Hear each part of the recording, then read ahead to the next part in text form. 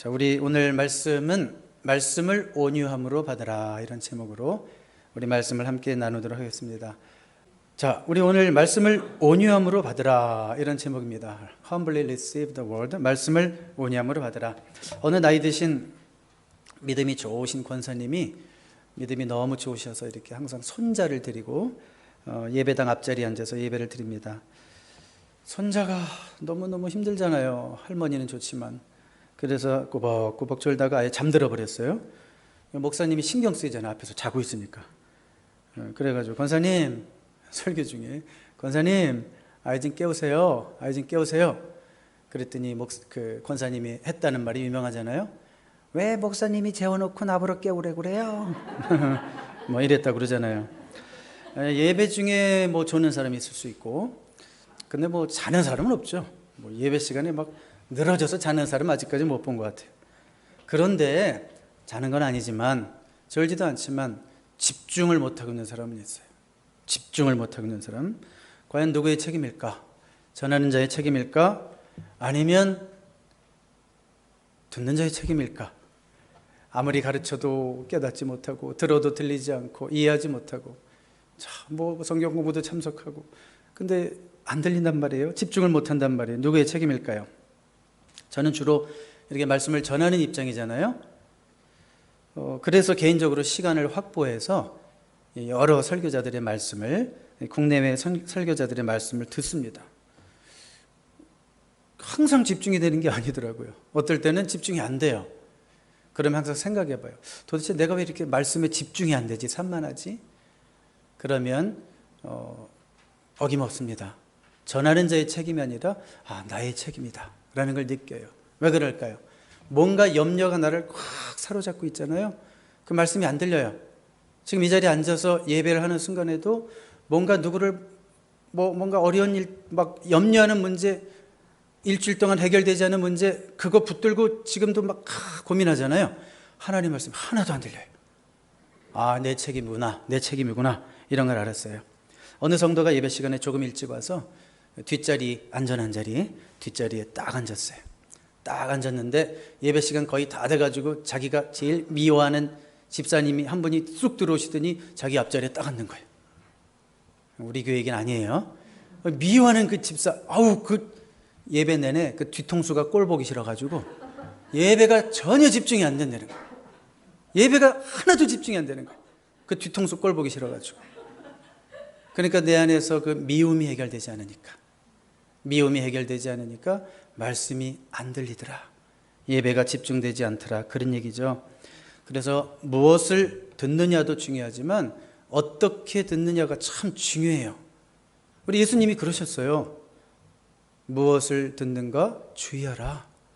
근데 동시에 뭐라고 얘기하셨어요? 어떻게 들을까 주의하라. Pay close attention to what you hear, how you hear. 이렇게 말씀하셨단 말이에요. 잘 듣는 것이 왜 중요할까? 잘 들어야 돼요. 왜냐하면 믿음은 어디서 나요? 들음에서 나기 때문에. 믿음은 바로 하나님의 말씀을 들음에서 믿음도 생기고, 우리가 말씀이 잘 들려야지 우리 영혼이 살고, 주일에 말씀이 잘 들려야지 한 주간 아무리 힘들었어도 그 스트레스들이 그냥 예배 한번 잘 들으면 그런 게 다 날아가잖아요. 예배 한번 실패하고 나면 예배 끝나고 집으로 나갈 때부터 스트레스 쌓여. 밥 사달라고 그러면 아들이 입 닥쳐 막 이러고. 왜냐면 은혜를 못 받으면 막 거칠어지고 막 기분이 나쁜 거예요. 말씀이 안 들리면. 그러니까 여러분 잘 들어야 할 줄로 믿습니다. 자, 그래서 우리가 야고보의 권면을 좀 들어봐야 돼요. 첫 번째 뭐라고 그랬냐면 듣기는 속히 하라. 듣기는 속히 하라. 하나님 말씀 듣는데 빨라야 한다, 그런 얘기예요. 우리의 듣는 태도를 지적하시는 거죠. 하나님 말씀 듣는데 빨라야 한다. 하나님 말씀을 제대로 알아듣고 빨리 알아듣고 잘 알아듣기 위해서는 중요한 게 뭐냐면 우리에게 사모함이 있어야 돼요.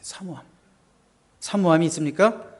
말씀을 사모하는 사람과 말씀을 사모하지 않는 사람은 차이가 확 나요. 앉아있는 자세부터 나요. 저는 여러분들의 사모함을 봅니다.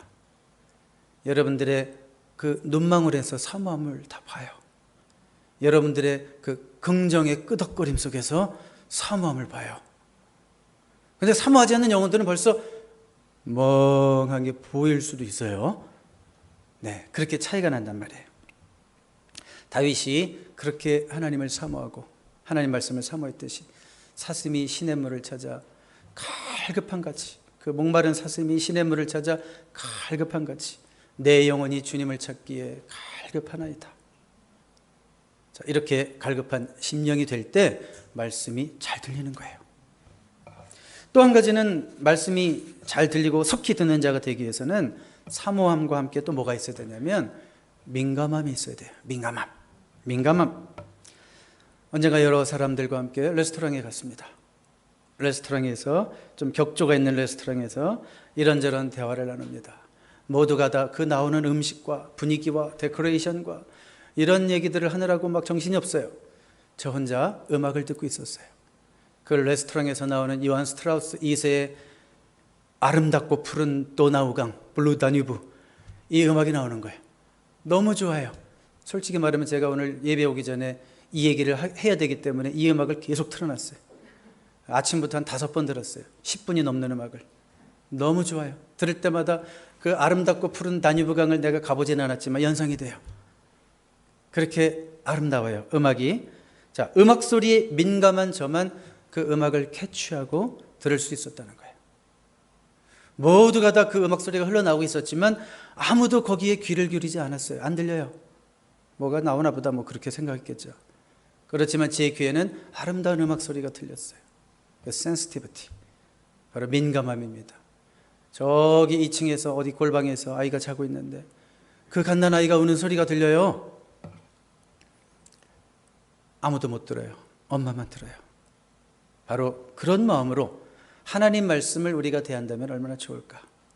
그 정도로 하나님 말씀에 우리가 민감함이 있다면 얼마나 우리가 주님의 음성을 많이 들을 수 있을까, 그런 생각을 하게 됩니다.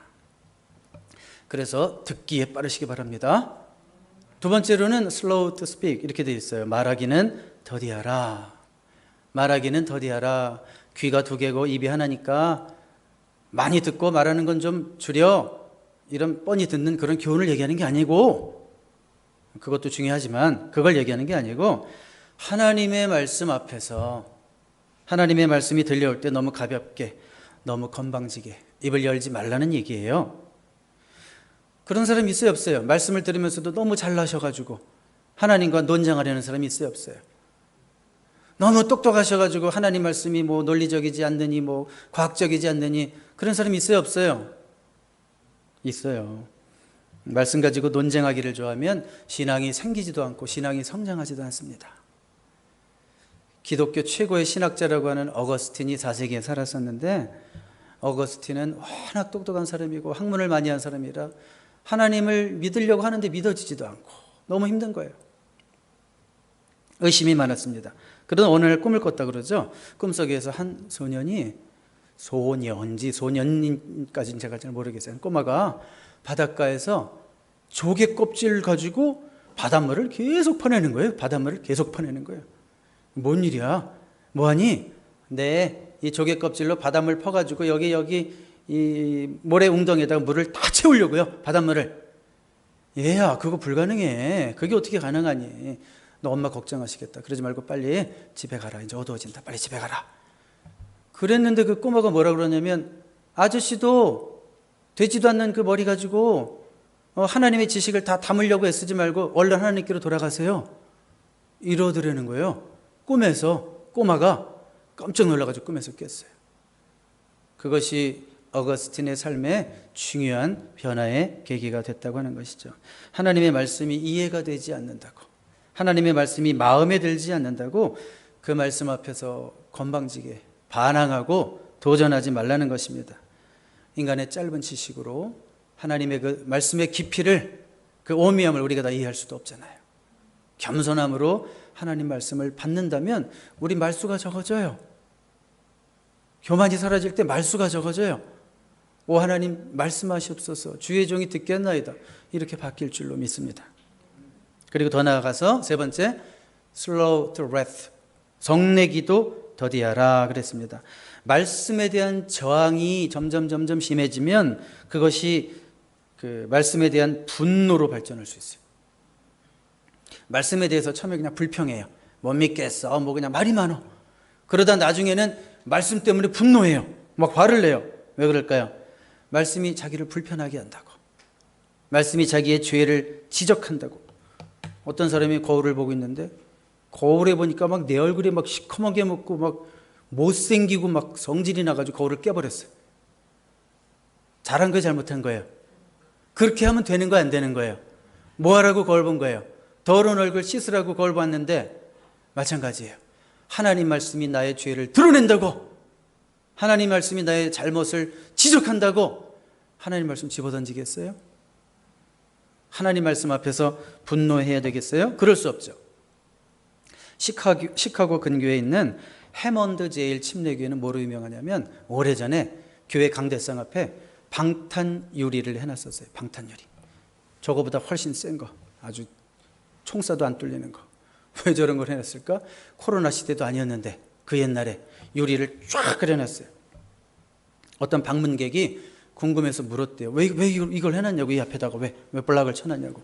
아, 사실은 우리 목사님은 설교할 때마다 너무 죄를 강하게 지적하셔서 그것을 듣다 못 견디던 교인이 권총으로 2번이나 쏘려고 그랬대요.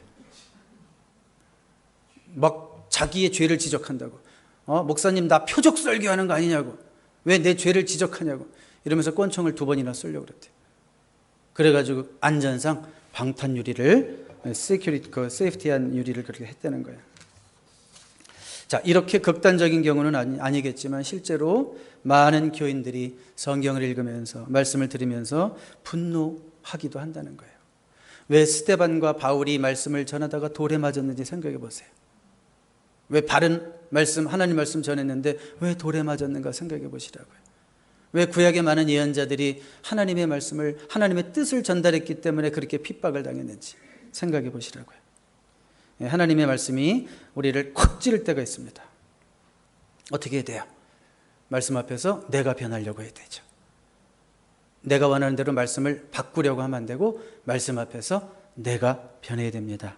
저는 성경에 선택적 줄긋기 하는 사람을 경계합니다. 선택적 줄긋기. 그게 무슨 말일까요? 자기 마음에 쏙 드는 것만 골라다가 줄치는 사람들. 그 다음에 설교 시간에 선택적 아멘 하는 사람들을 저는 걱정스럽게 봐요. 선택적 아멘이 뭐예요? 자신의 입장을 지지해주는 말씀이 나오면 아멘 하고, 지금 자기가 잘못되고 있는 것에 대해서 지적하는 말씀이 나오면 못 들은 채 하고. 그게 선택적 아멘이에요. 어떻게 아멘해야 될까요? 내 마음에 든다고 아멘하는 것이 아니라 하나님의 말씀이기 때문에 아멘하실 수 있는 여러분 되시기를 주님의 이름으로 축복합니다. 사람의 성내는 것은 더 나아가서 하나님의 의를 이룰 수 없다 그랬습니다. 여러분, 성내는 것 자체가 성령의 역사인 경우는 거의 없습니다. 의로운 분노도 있잖아요. 막 이런 질문하죠. 그런데 하나님이 기뻐하시는 분노라면 그 표현은 절대 과격해질 수가 없습니다. 분노할지라도 막 성내고 뭐 나는 정당했어, 통하지 않습니다. 그냥 회개하시면 돼요. 잘못했다고. 하나님이 기뻐하시는 분노라면 절대로 표현이 과격해질 수 없습니다. 그리고 분노하는 것이 하나님이 기뻐하시는 결과를 낼 수 없다는 거예요. 분노함으로써 하나님의 뜻이 내 삶 속에서 이루어지는 경우가 없다는 거예요. 그 말씀을 우리가 기억해야 됩니다. 자, 그래서 3가지 얘기했어요. 듣기에 빨라야 되고, 2번째 말하는 게 slow to speak, 그러게 천천히 해야 되고, 3번째 성내는데도 천천히 하라. 그러면 어떻게 해야 될까요? 이제 마지막으로 마음밭을 준비해야 되는 거예요. 마음밭, 우리의 마음밭을 준비해야 돼요. 설교 제목을 생각해 보세요. 온유함으로 말씀을 받으라 그랬죠. 온유함으로 humbly receive the word. 어떻게? How? 어떻게 하면 온유함으로 말씀을 받을 수 있을까요? 마음밭을 준비하라는 것이죠. 야고보는 우리의 마음밭을 그 하나의 어떤 그 정원으로, 마음을 정원 내지 밭으로 설명하고 있습니다. 그래서 우리가 21절에 보니까 심겨진 말씀, 이런 표현이 있어요. 심겨진 말씀. implanted word of God, 심겨진 하나님의 말씀이다. 뭐가 심겨졌다는 거예요? 하나님의 말씀이 심겨진 거죠. 그러니까 우리의 말씀에 심겨져야 되는 것이, 심겨진 것이 그 씨앗이 하나님 말씀이고, 그리고 그 씨앗이 심겨지는 그 밭이 우리의 마음이다. 지금 그렇게 비유하고 있는 거예요. 그런데 모든 더러움과 넘치는 악을 내버려라 그랬어요. 모든 더러운 것과 넘치는 악을 네 마음에서 그런 것들 다 끄집어내가지고 갖다 버리라는 거예요. 그러니까 우리 마음속에, 마음의 밭에 하나님의 말씀이 심겨야 되는데 대신 뭐가 심긴 거예요? 이상한 게 심겨진 거예요. 나쁜 것들이 심겨진 거예요. 필요 없는 것들이 심겨진 거예요. 그것들 뽑아내려는 거예요. 그 마음의 정원에서 그 잡초들을 다 뽑아내려는 거예요. 마음밭을 더럽히는 더러운 생각을 제거하라는 거예요. 잘못된 생각들을 제거하라는 거예요. 여러분, 마음밭에 뭐가 심겨졌습니까? 예수 믿고 마음밭이 잘 가꾸어졌습니까? 여러분, 교회 30년 이상 다닌다고 얘기하면서도 입만 열고 대화하면 미신적인 사람이 있어요. 꼭 미신 얘기. 꿈자리가 사납다는 입부터 시작해가지고 이사는 좋은 날 가야 된다는 것부터 해가지고 손금 봐줄까? 막 이런 쓸데없는 얘기하고 마음밭에 너무 이상한 것들이 많이 심겨졌어요. 그간 평생을 살아오면서 하나님의 말씀이 심겨지면 그런 것들이 물러가는데 하나님의 말씀이 온전히 심겨지지 않으니까 이상한 것들, 거짓된 것들, 미신적인 것들이 심겨져가지고 나가질 않아요. 그러면 하나님 말씀 받을 수가 없어요. 겸손히 선입견이 있어서 프리어큐파이드 되어 있는 것들이 있어가지고 안 된다는 거예요. 자, 좋은 밭이 되기 위해서는 어떻게 돼요? 다 그런 잡초들을 뽑아내야 되는 거예요. 예수님이 비유를 통해서 말씀해 주셨습니다. 4가지 밭이 있다고 그랬어요. 그렇죠? 4가지 밭이 있다고 그랬어요. 길가와 같은 마음밭, 길가와 같은 밭과 같은 마음이 있다고 그랬어요. 그건 뭐예요? 하드하고 아주 딱딱한 마음이에요. 완고한 마음이에요. 하나님 말씀 아예 들리지도 않아요. 미리 아주 경계하고 있어요. 목사, 네가 아무리 열심히 설교해서 준비해봐라, 내가 듣나. 뭐 이런 분위기로 딱 예배 시간에 또 목사랑 이렇게 대립구도 딱 가져오면서 내가 듣나 봐라. 뭐 이런 마음도 있어요. 우리 주님은 그런 마음을 경계하셨고, 또 어떤 마음이 되지 말아야 되겠어요? 돌짝밭과 같은 마음, 샬로우한 마음이에요. 말씀을 듣긴 듣지만 너무 변덕이 심하고 감정 기복이 심해가지고 결코 뿌리내지 못할 마음, 주일에 잠깐 뿌리내리는 듯 하다가 월요일이면 말라버리는 신앙, 세상 속에서 또 부딪히고 열받게 하는 또 커스터머 한 명 만나면 아무것도 생각 안 나는 신앙, 그 shallow heart죠. 그런 밭이 되면 안 되겠고, 또 어떤 밭이 있어요? 가시덤불과 같은, 뿌리도 내리긴 했어요. 근데 유혹을 못 이겨요. 잡초도 같이 자라나요. 죄를 방치해놔요. 그래서 아주 복잡해진 마음, crowded heart이라고 그랬어요. 그런 마음이 되면 안 되겠고, 우리 주님이 원하시는 마음 뭐예요? 잘 다져지고 부드러워지고 촉촉하고 성령이 역사하시고, 그래서 말씀이 들어올 때 그것이 뿌리 깊이 내려서 풍성한 열매 맺을 수 있는 마음, 우리 그런 마음을 주님이 원하시는 줄로 믿습니다. 그런 마음이 될 때 우리가 들려오는 주님의 음성을 겸손하게 받고, 그 말씀이 들림으로 인해서 우리 삶 가운데 정말 하나님이 기뻐하시는 변화와 풍성한 열매가 나타나게 될 줄로 믿습니다. 기도하겠습니다. 하나님 아버지, 감사합니다. 주님의 말씀을 속히 들을 수 있는 사모함과 영적 예민함을 갖기 원합니다. 말씀과 충돌하고 말씀과 부딪히고 말씀에 분노하는 어리석은 인생 되지 말게 하시고, 말씀을 잘 받아들여서 열매 맺는 온유한 마음밭이 되게 하옵소서. 그러므로 진정 축복의 길을 걸어갈 수 있는 우리 모두가 되게 하옵소서. 예수 그리스도의 이름으로 기도드립니다. 아멘.